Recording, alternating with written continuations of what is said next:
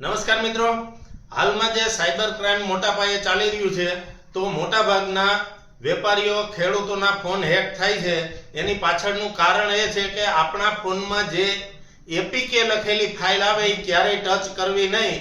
એટલે મિત્રો દરેક ખેડૂતોને આ વિડીયો મોકલી દો.